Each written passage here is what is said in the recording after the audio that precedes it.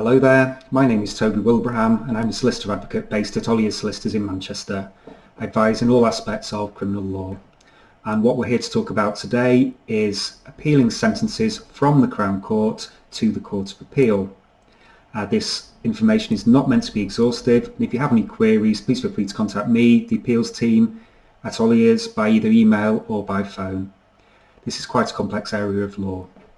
So, at the Court of Appeal, when somebody is sentenced, they're not happy with the sentence, they have 28 days to apply for leave to appeal. You can't just apply to appeal to the Court of Appeal. Leave needs to be given, permission in essence, before the appeal can be heard. This is essentially to root out appeals without merit. So the 28-day limit from sentence can be extended with good reason. Often the reason is that you have been represented by a solicitor, been sentenced. The solicitor who initially represented you advised that there are no grounds. You want a second opinion. You come to another firm. The other firm can justify an extension of period of time by saying what happened, by giving the chronology and justifying it that way. That's quite a common occurrence.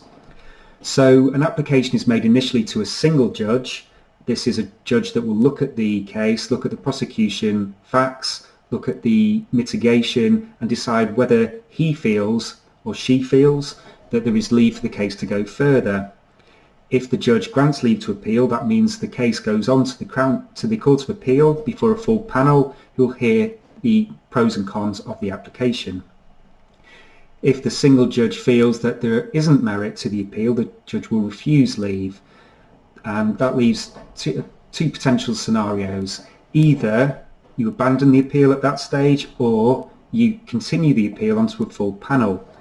There are risks in continuing the appeal though, because if you continue the appeal and the full Court of Appeal feel there is no merit to the appeal, then further time can be added onto the sentence. This means that the period of time from when the appeal is lodged to the date that it is heard will not count towards the sentence if the court feel that is appropriate. It does happen, so you need to be careful.